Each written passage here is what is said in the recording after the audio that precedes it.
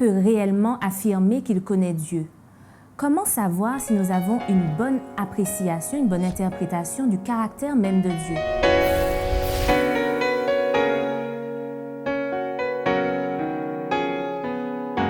Bienvenue, chers amis, dans votre émission Autrement dit. C'est toujours un plaisir pour moi de vous retrouver afin de pouvoir partager des réflexions ce trimestre précisément sur la souffrance humaine autour du livre de Job. Alors, pour étayer nos réflexions aujourd'hui, j'ai le plaisir d'accueillir Bruno Delépine et Eddy Michel Carpin. Bienvenue à tous les deux. Nous avons vu lors des études précédentes un peu le contexte dans lequel l'histoire de Job se déroule. Nous avons vu les discours de ses amis venus le réconforter. Et aujourd'hui, un nouveau personnage fait son apparition à partir du chapitre 32 du livre de Job jusqu'au chapitre 37. Donc, 6 chapitres que je vous invite à lire chez vous, chers amis. Il s'agit d'Élihu. Alors, qu'est-ce qu'on sait de ce personnage et quel est son discours à Job? Ce nouveau personnage, Élihu, il était déjà présent puisque apparemment il a tout entendu et tout ce qu'il a entendu ne l'a pas vraiment plu. C'est-à-dire qu'il n'a pas compris comment ses 3 amis n'ont pas réussi en fait à prendre le dessus sur Job et faire comprendre à Job qu'il a tort. Et ça, il n'a pas pu accepter ça, sachant que lui, apparemment, de lui-même, il dit, il était le plus jeune. Donc, il les a écoutés, entendus, et enfin, il a pris la parole, et vraiment pour montrer son indignation que ces gens n'ont pas pu faire comprendre à Job qu'il a tort dans ce qu'il dit, et que voilà. Alors, il semblerait même que ce personnage s'énerve, puisqu'on parle de cette colère qu'il exprime dans ses propos. Il semblerait qu'il soit assez virulent. Oui, bien évidemment, parce qu'il faut comprendre le contexte dans lequel on est. Il y a des croyances, et je crois que les 3 premiers amis de Job sont dans la lignée de ces croyances. Ils observent que finalement, Job continue à défendre sa cause. Il dit qu'il n'a pas de problème, qu'il est juste devant Dieu, et donc ils sont choqués par rapport à ce qu'ils voient devant lui. Devant eux, pardon. Pourquoi? Parce que dans la logique et dans leur logique, qui peut être aussi la nôtre aujourd'hui, c'est que si on est juste devant Dieu, on ne peut pas être atteint par le mal. Donc, voyant Job dans cette situation, dans cette souffrance, il a perdu ses enfants, il a perdu ses biens, il est malade. Pour eux, il n'y a pas d'autre explication. Il y a une logique dans tout cela. Job a forcément fauté, c'est ce que Il y a une logique dans tout cela, et il faut bien évidemment, en bon ami, l'amener à la raison. Il faut qu'il prenne conscience de cette situation et qu'il ne peut pas continuer à tenir ce langage. Donc, à un moment donné, après 3, il y a un 4e, Élihu, qui va bien évidemment s'énerver parce que Job n'entend pas raison. Alors, à cette époque, puisque ces personnes partageaient cette image de Dieu qu'on a déjà évoquée lors des études précédentes, est-ce qu'on peut dire que les gens servaient Dieu par pure crainte? Tu dis à cette époque, mais encore aujourd'hui, la façon dont nous présentons Dieu, certaines personnes peuvent servir par crainte. D'ailleurs, beaucoup de gens aujourd'hui ne croient plus en Dieu de la façon dont certains prédicateurs ont présenté Dieu en fait. Mais qui connaît réellement Dieu? Comment savoir qu'on est dans le vrai, qu'on a la bonne appréciation de Dieu? Dieu est insondable, Dieu, on dit bien que ses voies sont impénétrables. Tout à fait. D'ailleurs, c'est quelque chose que j'aime beaucoup dire. C'est-à-dire que c'est quelqu'un que j'ai entendu le dire, mais que j'adhère complètement, qui dit que le jour où quelqu'un va réussir à expliquer Dieu, ça veut dire qu'il est plus grand que Dieu. Donc, effectivement, on ne pourra jamais expliquer Dieu, surtout avec notre esprit limité. Cependant, Dieu nous a donné suffisamment de choses, suffisamment de vérité pour que nous puissions comprendre qu'il est un Dieu d'amour. Et que même si nous ne comprenons pas tout, que nous devons lui faire confiance. Et c'est pour cela que, au travers des différents personnages de la Bible, au travers même de nos expériences, nous devons cultiver cela, apprendre cela, que quelles que soient les situations, que nous devons apprendre à faire confiance à Dieu.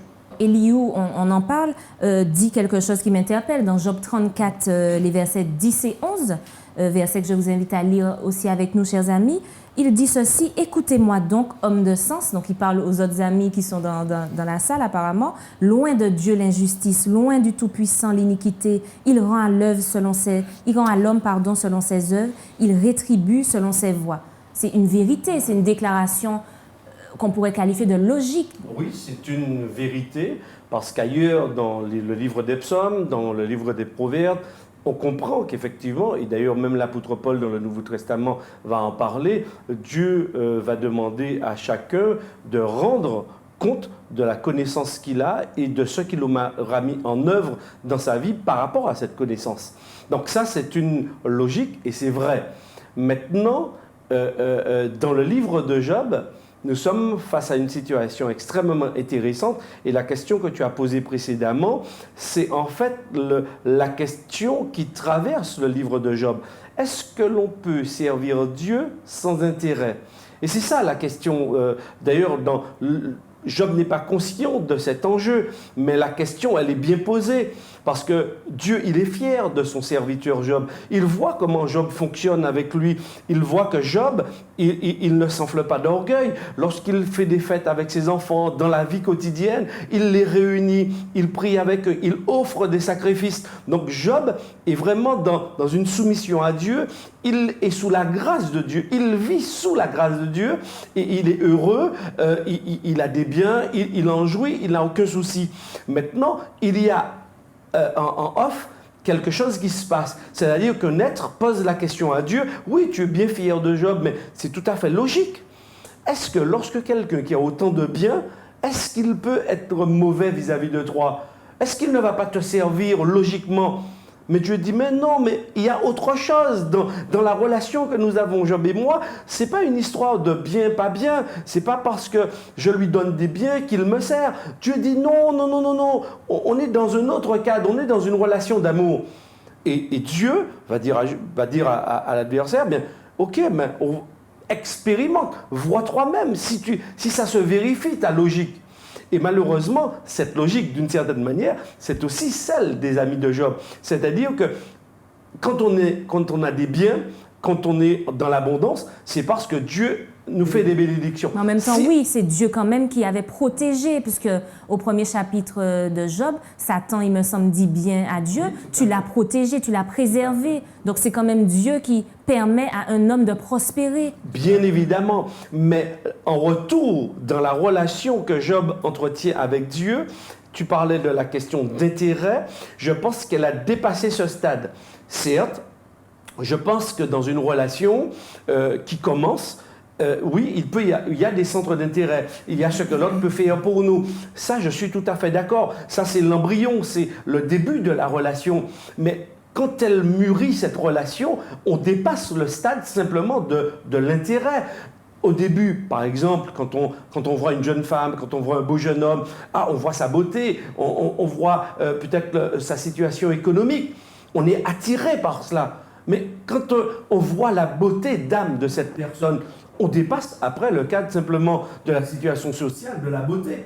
Pourquoi? Parce que quand on va s'engager avec cette personne dans une relation, quand on va se marier par exemple avec, eh bien, quand cette personne va vieillir, on ne va pas la déposer simplement parce qu'elle aura des rides ou qu'il aura des rides ou que par exemple il y aura un accident, que cette personne sera handicapée, sera atteint par un handicap, on ne va pas l'abandonner parce que brusquement on n'a plus ses avantages, parce que nous avons dépassé simplement l'intérêt.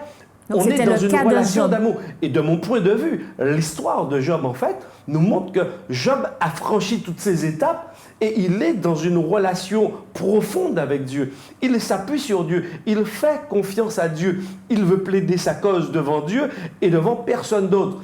Et justement, par rapport à ce que nous avons dit précédemment, on voit bien que les propos des amis de Job, quand bien même ces propos ont un sens, et elles trouvent écho dans d'autres passages de la Bible et dans l'enseignement général de la Bible, en tous les cas, ils ne sont pas à propos. C'est-à-dire qu'ils ne sont pas dits au bon endroit, au bon moment, à la bonne personne. Parce que nous sommes face à quelqu'un qui souffre. Lorsque quelqu'un souffre, même si on peut avoir raison dans sa doctrine, dans son enseignement, cette personne a besoin d'aide, elle a besoin d'écoute, elle a besoin qu'on la relève, elle n'a pas besoin qu'on l'accable davantage. Et malheureusement, Et c'est là peut-être où, effectivement, on est parfois mal à l'aise dans les réponses que Job fait à ses amis, parce que Job n'est pas d'accord forcément avec leurs propos. Il n'adhère pas, quand bien même, quand on lit les réponses de Job, on a le sentiment qu'il abonde, même parfois, dans le sens de ses amis, puisqu'il dit, ben, oui Seigneur, si j'ai fauté, il faut me montrer. Mais on comprend bien que nous sommes dans un contexte et il ne faut pas non plus sortir de ce contexte, quand bien même le texte que tu as cité tout à l'heure peut être parfaitement vrai, parce que Dieu va juger aussi les êtres humains en fonction des orientations, des directions et des décisions qu'ils auront prises pour donner un sens à leur vie. Comment justement avec des vérités on peut quand même se trouver dans l'erreur? Est-ce que vous pensez que Dieu nous en tiendra rigueur si on a mal interprété, mal compris, mal perçu son caractère? Est-ce que ces hommes, ces 4 hommes, ont péché par leurs propos? Je dis waouh, parce que tu as posé beaucoup de questions. Effectivement, nous voyons qu'en fait que nous pouvons être dans l'erreur en appliquant certaines vérités ou certains versets à certains contextes. Parce que nous les retirons de leur contexte pour les appliquer à un autre contexte qui n'est pas censé être en fait. Et c'est pour ça que nous voyons que même Satan a utilisé un verset de la Bible pour tenter Jésus.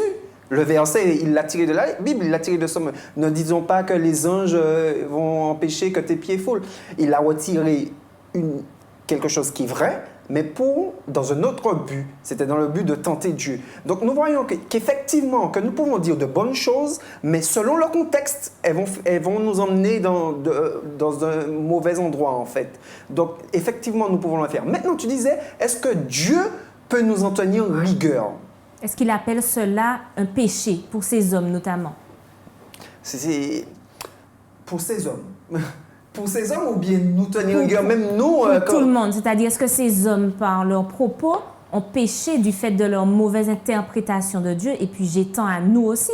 Est-ce que nous, qui sommes là aujourd'hui, si on a mal compris, mal perçu, Dieu appelle cela même un péché?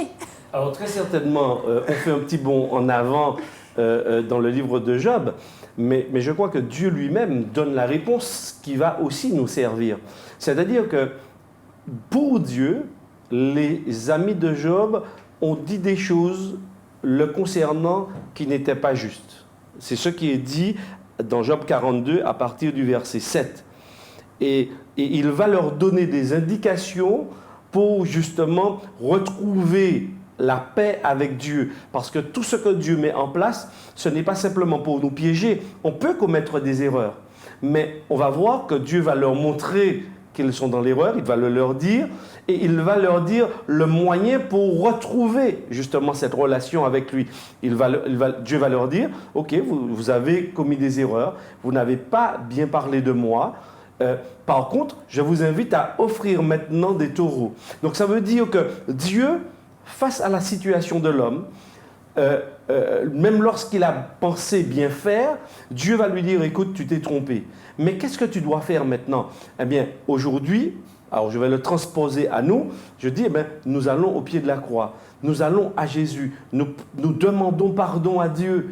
Et je crois que c'est le seul moyen pour l'homme, lorsque Dieu il est placé devant l'évidence du péché que Dieu lui révèle, eh bien, il n'a qu'une issue. Dieu ne veut pas le foudroyer. Au contraire, Dieu veut que cette relation redémarre, qu'elle reprenne son cours. Eh bien, pour reprendre son cours, il lui dit, et à l'époque, ce qu'il fallait faire, il fallait offrir des sacrifices. Aujourd'hui, pour nous, nous allons à Jésus, nous obtenons le pardon et nous poursuivons le chemin avec Dieu. Et je pense que c'est formidable de voir comment Dieu pourvoit. Dieu ne va pas les terrasser parce qu'ils ont commis des erreurs. Parce que parfois, on aurait pu penser que c'est ainsi que Dieu fonctionne. Il cherche la moindre occasion pour pouvoir nous terrasser. Non, pour moi, dans ma lecture même du livre de Job, quand bien même les amis de Job ne diraient pas des choses justes le concernant, eh bien, il va les ramener, il va leur dire la vérité, il va les ramener sur le droit chemin et il va les sauver. L'objectif de Dieu, c'est de sauver l'homme. Et là encore, on le voit dans tout le plan, toute l'organisation qu'il met en place pour que les amis de Job sortent de leur situation. est-ce que vous pensez que ces hommes n'avaient pas la bonne image aussi? On a parlé de l'image qu'ils avaient de Dieu, de son caractère, mais peut-être aussi n'avaient pas-ils bien compris ce qu'est la grâce? Effectivement, nous voyons qu'en fait, qu'ils n'avaient pas compris non seulement la grâce, mais l'amour de Dieu. Et beaucoup aujourd'hui comprennent très mal comment ce Dieu d'amour, justement, a pu envoyer son Fils unique qu'il aimait pour sauver l'homme tel que nous sommes. Beaucoup ont encore du mal à comprendre cela aujourd'hui. Nous n'allons pas pouvoir comprendre Dieu. Nous n'allons encore moins encore pouvoir comprendre l'amour, ce qu'est l'amour de Dieu. Comment suivre un être qu'on ne comprend pas, qu'on ne connaît pas? Voilà. Même si, justement, nous ne pouvons pas tout expliquer, tout comprendre, Dieu va nous donner suffisamment de choses pour que nous puissions être sauvés. Et comme le disait tout à l'heure Eddie, par rapport à ses amis, tu disais tout à l'heure, est-ce que Dieu va nous tenir rigueur du fait qu'on se soit trompé? Oui, ce sera un péché. Dieu ne va pas nous dire non, ce n'était pas un péché ce que tu as fait. Non, il a dit, vous avez mal fait, mais je vous donne encore la possibilité d'être sauvé. Et c'est ce qu'il a fait. Et d'ailleurs, dans 2 Thessaloniciens 2, verset 9, Dieu dit que ceux qui seront perdus, ce seront ceux qui n'auront pas reçu l'amour de la vérité, alors qu'ils auront une puissance d'égarement. Donc, Dieu va toujours permettre que nous puissions, en fait, avoir accès à suffisamment de vérité qui puisse sauver chacun, en fait. Et par rapport à la grâce, il y a une histoire que j'aime beaucoup dans la Bible, c'est l'histoire de Lot et ses filles. Lot a eu 2 filles. Et les filles, et ces filles, qu'est-ce qu'elles ont fait, justement? Eh bien, elles ont fait quelque chose de pas bien. Elles ont donné de l'alcool à leur père, elles ont couché avec leur père. Et chacune ont eu un enfant. L'une a appelé Édom et l'autre Moab. Et ça a donné lieu à des peuples, les Édomites et les Moabites. Et ces 2 peuples ont toujours fait la guerre à Israël. On peut se demander, on n'a pas besoin d'être étonné puisque ça vient d'une relation incestueuse illicite. À nos yeux, aujourd'hui, c'est immonde en fait, et même aux yeux de Dieu. Cependant, nous voyons que, alors que ces 2 peuples qui ont fait tout le temps la guerre à Dieu, on aurait pu se dire, mais finalement, Dieu aurait dû les laisser mourir, puisque ce qu'ils ont fait, ils ont couché avec leur père, etc., machin, ils ont fait la guerre à Israël pendant des années, en fait. Et nous voyons qu'il y a un livre qui s'appelle Ruth, dans la Bible, et Ruth était moabite. Et la Bible nous dit que Ruth fait partie des descendants de Jésus-Christ, notre Sauveur, aujourd'hui. Donc, aujourd'hui, comme les amis de Job, souvent, nous sommes prêts à juger, prêts à donner certaines explications pour trouver une logique dans ce que nous ne comprenons pas, en fait. Et à la lumière de Job, à la lumière de la Bible, nous devrions gagner en humilité.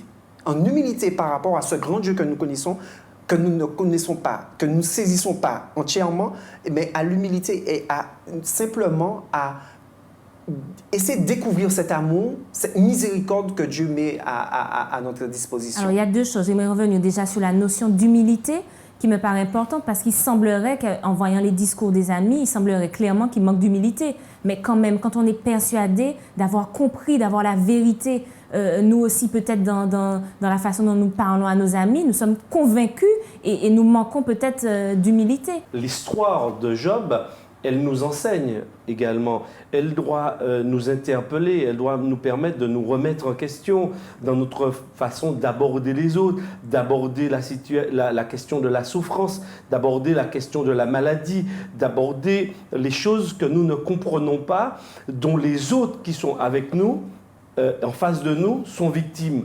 Comment est-ce que nous fonctionnons? Est-ce que nous sommes sur notre piédestal? Est-ce que nous jugeons? Ou est-ce qu'au contraire, nous faisons l'œuvre de Dieu, c'est-à-dire nous exprimons et nous exerçons la grâce? Je crois que fondamentalement, la grâce est le résultat de l'amour de Dieu pour les êtres humains qu'il a créés, des êtres humains qu'il a voulu. Dans la conception, Dieu les a voulus. Alors oui, ils ont commis des erreurs, oui, ils se sont écartés, oui, ils se sont rebellés vis-à-vis de Dieu. Mais ce Dieu-là est aussi le Dieu de la seconde chance. C'est celui qui dit, ok, je reconnais, ce que tu as fait là me blesse au plus profond de mon être, mais je veux aussi te donner la possibilité de faire autrement. Et il reprend un cheminement, il remet en place toute une pédagogie, tout un chemin, je dirais, un processus, merci beaucoup, pour pouvoir nous donner la possibilité de le découvrir. Parce que tout ce que l'adversaire, Satan, dit de Dieu est frelaté, est mauvais. Il a une intention de nous faire tourner le dos à Dieu. Alors que l'objectif de Dieu, c'est au contraire de nous montrer qu'il est bon, qu'il est généreux et qu'il n'est pas comme souvent certains le décrivent. Et malheureusement, ce sont des hommes qui le décrivent. Ce sont des hommes qui sont entachés par le péché. Ce sont des hommes qui parfois, malheureusement, sont sous l'influence de l'ennemi de Dieu, qui dépeignent Dieu. Donc, bien évidemment, eh bien, là, on est face aussi à certaines erreurs qui peuvent se produire. Mais Dieu va encore exercer sa grâce. Il va nous donner de nouvelles possibilités de le rencontrer, de le découvrir, pour que finalement, nous tombions amoureux de lui. Alors, et je crois que c'est le plus important. Tu parles de la grâce, Eddie Michel, si je peux me permettre. Quand même, est-ce qu'il y a quelque chose à faire pour, je n'ai pas envie de dire mériter, puisque la grâce, c'est l'inverse du mérite, mais est-ce qu'il y a quand même quelque chose qu'on doit faire pour se saisir de cette grâce? Nous voyons qu'en fait, que Dieu est un Dieu d'amour et que Dieu a fait grâce, justement, aux amis de Job. Il leur a dit ce qu'il fallait faire, justement, pour bénéficier de cette grâce, c'est-à-dire obéir. Peut-être que nous allons penser qu'il faille faire une sorte de cérémoniel, les taureaux, etc. Non, c'est l'obéissance, c'est-à-dire de reconnaître sa situation. Ce que Dieu veut, c'est que nous reconnaissions notre situation de pécheur et que nous venions à lui, que nous reconnaissions et que nous nous repentons. Donc la grâce seule ne suffit pas, c'est ce que tu veux dire? La grâce seule ne suffit pas, non. Sinon, tous seraient sauvés. Et bien évidemment, nous savons que tous ne seront pas sauvés, car tous n'accepteront pas justement cette grâce. Et nous voyons que par l'histoire de Job, que ce que Dieu veut, ce n'est pas que le méchant meure. Et nous le voyons bien avec les amis de Job. Alors que les amis de Job étaient là en train de mettre Job en bas, Dieu leur donne une solution justement pour parvenir, pour se réhabiliter, pour se racheter justement vis-à-vis de Dieu. Donc la grâce n'est pas gratuite. Alors, je vais apporter une petite nuance. La grâce seule est suffisante.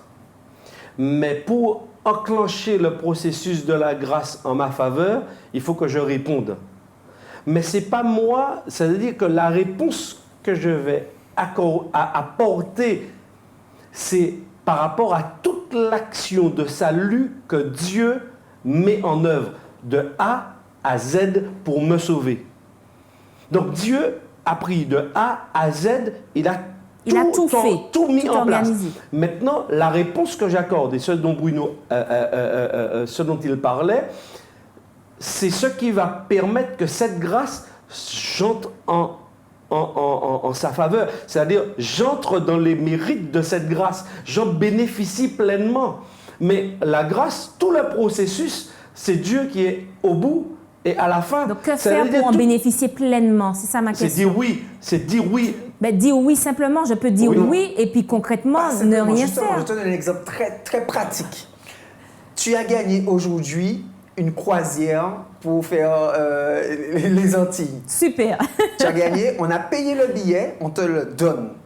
Ne te prépare pas pour partir, ne prépare pas ta valise, ne te mets pas, va pas au rendez-vous à l'heure où il doit partir. Je suis sûr que tu ne vas pas partir. Tu ne vas pas bénéficier de ce cadeau. Tu ne vas pas bénéficier de ce présent. Donc la grâce, c'est ça, c'est prendre ce billet que tu m'as donné gratuitement, que j'ai eu sans mérite, et monter sur le bateau. C'est utiliser.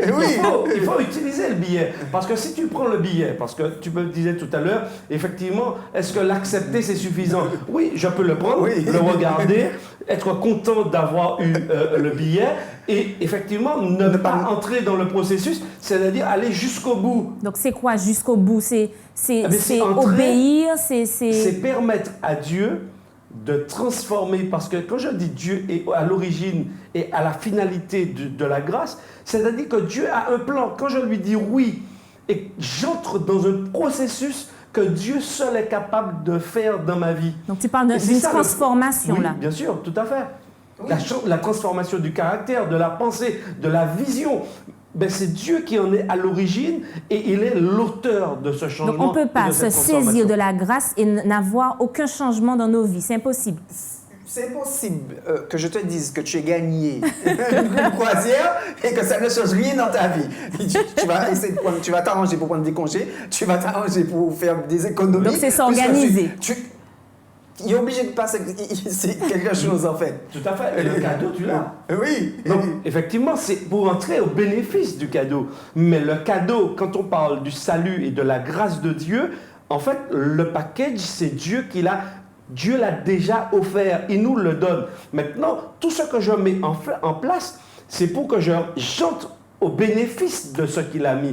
Mais ce qui est là est déjà bien là. Déjà, il faut que tu y crois.